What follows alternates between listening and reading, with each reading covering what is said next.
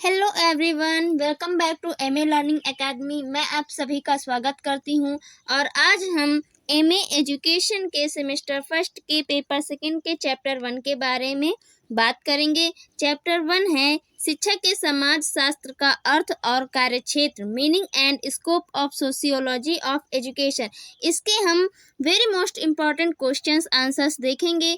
उससे पहले अगर आप इस चैनल पर नए हैं तो प्लीज़ चैनल को लाइक करें, सब्सक्राइब करें और बेल आइकन ज़रूर प्रेस करें ताकि आपको हर नई वीडियो का नोटिफिकेशन मिल सके। तो चलिए शुरू करते हैं।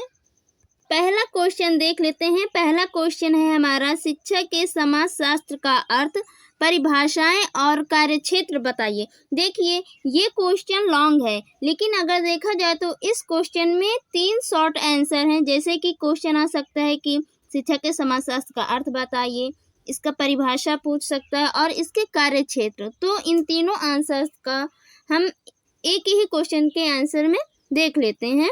तो चलिए सबसे पहले हम देख लेते हैं शिक्षा के समाजशास्त्र का अर्थ। शिक्षा के समाजशास्त्र का मुख्य उद्देश्य शिक्षा और समाज के बीच के संबंधों को समझना है।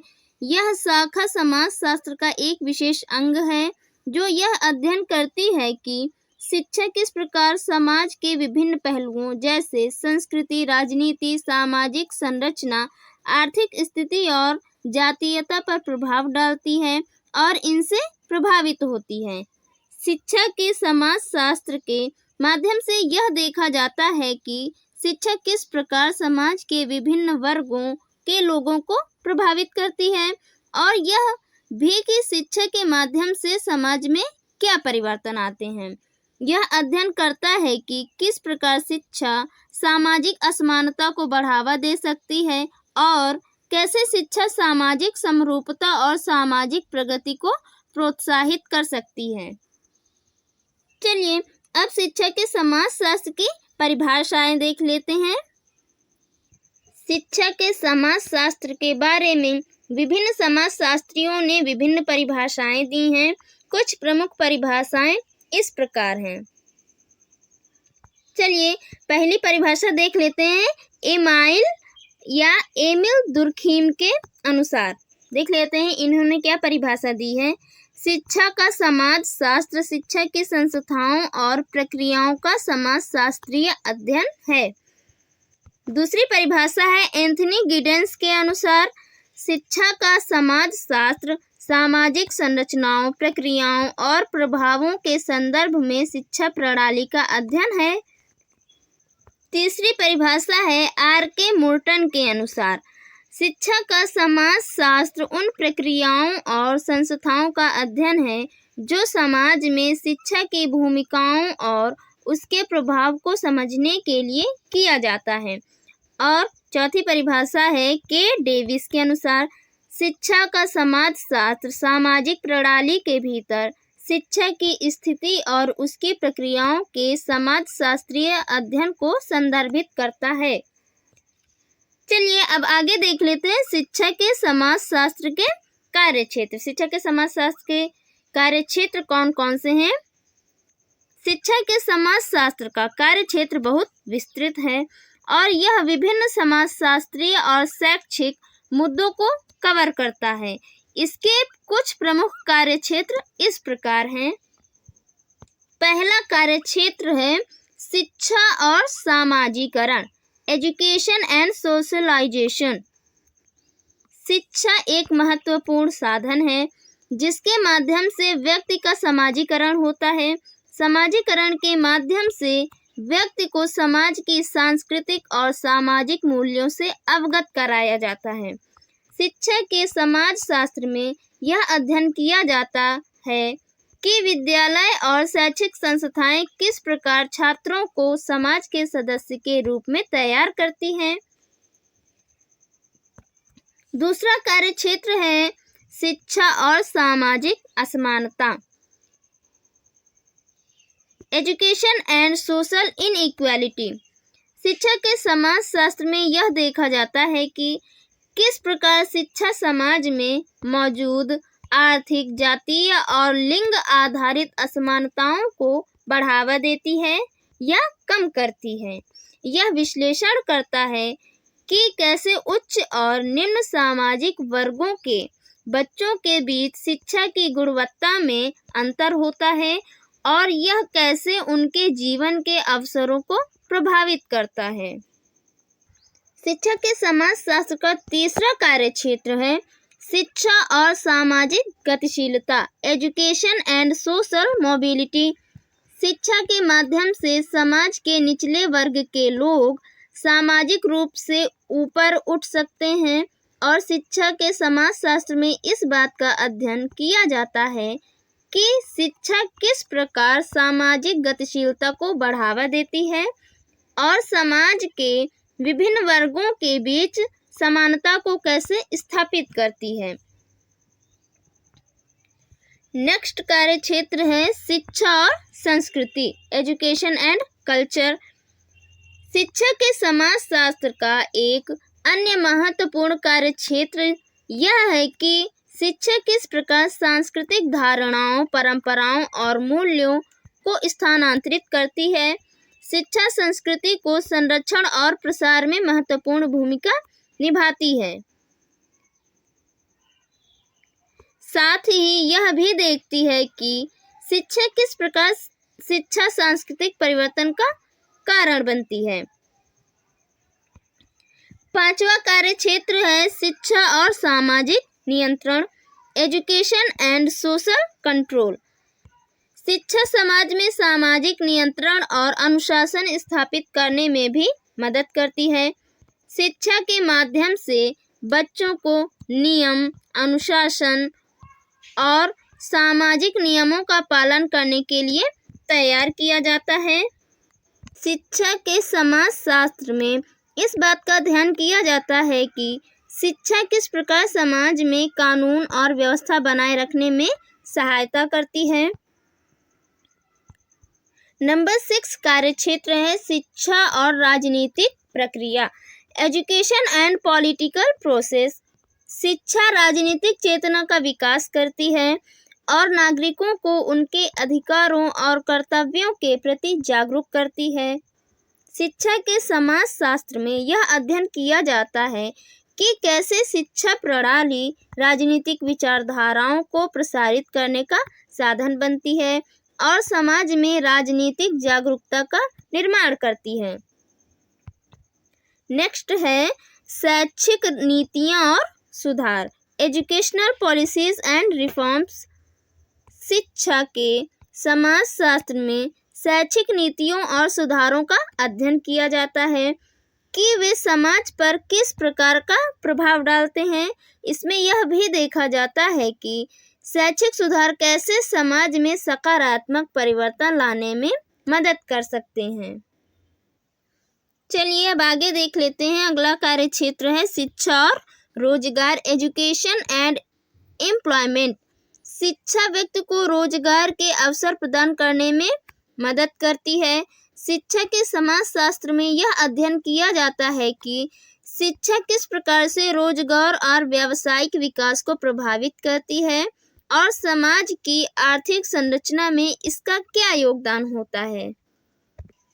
शिक्षा के समाजशास्त्र के कार्यक्षेत्र के बाद हम इसका निष्कर्ष देख लेते हैं। निष्कर्ष क्या निकलता है। शिक्षा का समाजशास्त्र एक महत्वपूर्ण क्षेत्र है जो समाज और शिक्षा के बीच के गहरे संबंधों को उजागर करता है। यह न केवल शिक्षा को सामाजिक संरचनाओं और प्रक्रियाओं के संदर्भ में समझने में मदद करता है, बल्कि यह भी देखता है कि शिक्षा समाज को कैसे प्रभावित करती है और समाज से कैसे प्रभावित होती है।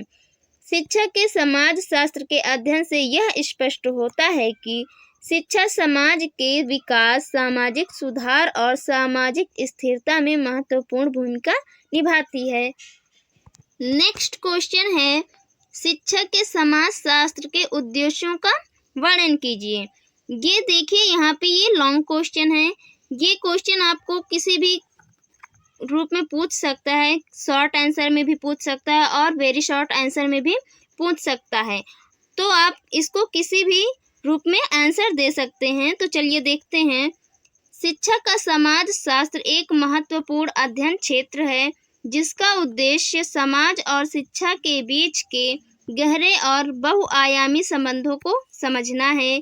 यह शाखा यह जानने का प्रयास करती है कि शिक्षा किस प्रकार समाज के विभिन्न पहलुओं जैसे सामाजिक संरचना, सांस्कृतिक मान्यताओं, राजनीतिक प्रक्रियाओं और आर्थिक कारकों को प्रभावित करती है और उनसे प्रभावित होती है। इसके उद्देश्य शिक्षा और समाज के बीच आपसी संपर्क को गहराई से समझने और समाज में शिक्षा की भूमिका का विश्लेषण करने पर आधारित है। शिक्षा के समाज शास्त्र के प्रमुख उद्देश्यों को विस्तृत रूप में समझा जा सकता है। अब हम शिक्षा के समाजशास्त्र के प्रमुख उद्देश्यों के बारे में देखेंगे। पहला उद्देश्य है शिक्षा और समाज के बीच संबंधों का अध्ययन। शिक्षा के समाजशास्त्र का प्रमुख उद्देश्य यह जानना है कि शिक्षा और समाज के बीच का संबंध किस प्रकार काम करता है। यह जानने का प्रयास किया जाता है कि समाज की संरचना, संस्कृति और आर्थिक स्थितियाँ शिक्षा की प्रक्रिया पर किस प्रकार प्रभाव डालती हैं और किस प्रकार शिक्षा समाज में परिवर्तन लाने का साधन बनती है। दूसरा उद्देश्य है सामाजिक असमानता का अध्ययन और समाधान। शिक्षा का समाजशास्त्र सामाजिक असमानता के अध्ययन में भी महत्वपूर्ण भूमिका निभाता है। यह अध्ययन करता है कि समाज में मौजूद जाति, वर्ग, लिंग और आर्थिक भिन्नताएं किस प्रकार शिक्षा के अवसरों को प्रभावित करती हैं। उदाहरण के लिए, निम्न वर्ग के बच्चों को शिक्षा के समान अवसर नहीं मिल पाते जैसे उच्च वर्ग के बच्चों को मिलते हैं। शिक्षा के समाजशास्त्र का उद्देश्य यह है कि वह इन असमानताओं को समझे और ऐसे समाधानों की तलाश करें जिससे शिक्षा के माध्यम से समाज में समानता स्थापित की जा सके। शिक्षा के द्वारा सामाजिक न्याय और समता की स्थापना शिक्षा के समाजशास्त्र का एक प्रमुख उद्देश्य है। तीसरा उद्देश्य है शिक्षा और सामाजिक गतिशीलता, सोशल मोबिलिटी। शिक्षा सामाजिक गतिशीलता को बढ़ावा देने का एक प्रमुख साधन है। शिक्षा के समाजशास्त्र का उद्देश्य यह समझना है कि किस प्रकार शिक्षा समाज के निचले तबके के लोगों को ऊपर उठने और समाज के उच्च वर्गों में प्रवेश करने में मदद करती है। शिक्षा के समाजशास्त्र का उद्देश्य यह सुनिश्चित करना है कि शिक्षा सभी वर्गों के लिए समान अवसर प्रदान करे और सभी को उनकी सामाजिक स्थिति सुधारने का अवसर मिले। अगला उद्देश्य है शिक्षा के माध्यम से सांस्कृतिक हस्तांतरण और परिवर्तन। शिक्षा का समाजशास्त्र यह अध्ययन करता है कि किस प्रकार शिक्षा समाज की सांस्कृतिक मान्यताओं, परंपराओं और मूल्यों को अगली पीढ़ी तक स्थानांतरित करती है।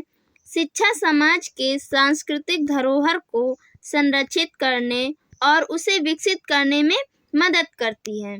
शिक्षा के समाजशास्त्र का एक अन्य उद्देश्य यह समझना है कि शिक्षा किस प्रकार सांस्कृतिक परिवर्तन का साधन बन सकती है। जब समाज में नए विचार, मूल्य और प्रथाएं प्रकट होती हैं तो शिक्षा उन्हें अपनाने और प्रसारित करने में महत्वपूर्ण भूमिका निभाती है। इसके माध्यम से समाज को समयानुसार परिवर्तनों के साथ तालमेल बिठाने का अवसर मिलता है। शिक्षा के समाजशास्त्र का नेक्स्ट उद्देश्य है शिक्षा और सामाजिक नियंत्रण, सोशल कंट्रोल। शिक्षा का समाजशास्त्र यह समझने का प्रयास करता है कि शिक्षा किस प्रकार से समाज में सामाजिक नियंत्रण और अनुशासन बनाए रखने में मदद करती है। शिक्षा के माध्यम से समाज के लोगों को समाज के नियम, कायदे और अनुशासन का पालन करना सिखाया जाता है। शिक्षा संस्थाएं व्यक्तियों को अनुशासन, कर्तव्यों और सामाजिक नियमों का पालन करने के लिए तैयार करती हैं। शिक्षा के समाजशास्त्र का उद्देश्य यह अध्ययन करना है कि किस प्रकार शैक्षिक संस्थान समाज में सामूहिक अनुशासन को बढ़ावा देते हैं और सामाजिक नियंत्रण के साधन के रूप में काम करते हैं। अगला उद्देश्य है शैक्षिक नीतियों का मूल्यांकन और सुधार। शिक्षा का समाजशास्त्र शैक्षिक नीतियों और सुधारों का भी अध्ययन करता है। इसका उद्देश्य यह देखना है कि किस प्रकार से शैक्षिक नीतियां समाज पर प्रभाव डालती हैं और वे समाज के विभिन्न वर्गों के हितों को कैसे पूरा करती हैं। इसके अतिरिक्त शिक्षा के समाजशास्त्र का उद्देश्य यह समझना है कि किस प्रकार से शैक्षिक नीतियों में सुधार करके समाज में सकारात्मक परिवर्तन लाए जा सकते हैं।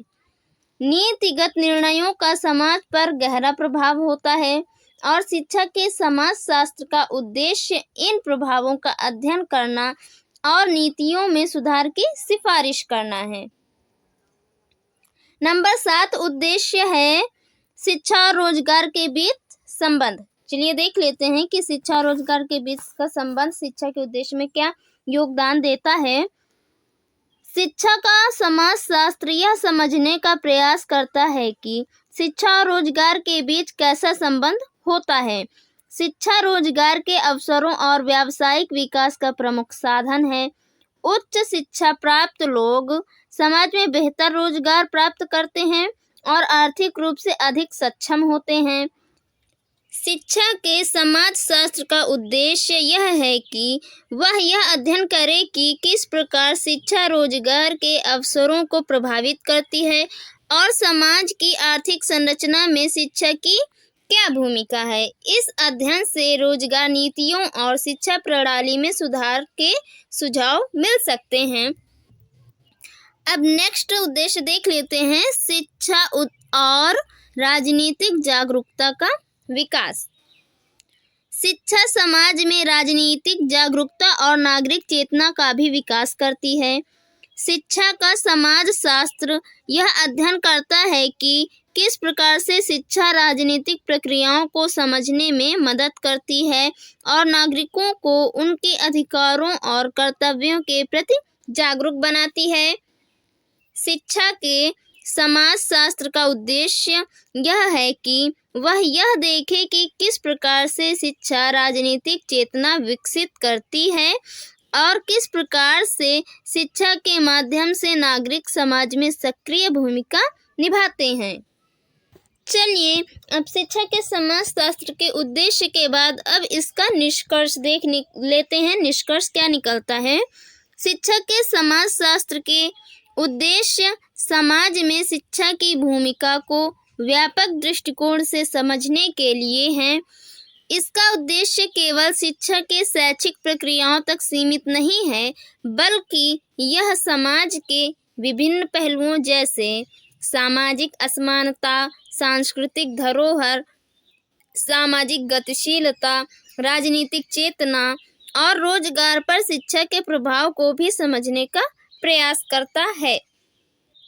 तो फ्रेंड्स, ये था चैप्टर 1 का फर्स्ट पार्ट वीडियो। इसका सेकेंड पार्ट हम नेक्स्ट वीडियो में देखेंगे। अगर आपको ये वीडियो हेल्पफुल लगा हो तो लाइक करें, शेयर करें और कमेंट करके बताएं कि और किन टॉपिक्स पे आपको वीडियोस चाहिए। तब तक के लिए take care, bye bye, thanks for watching, धन्यवाद।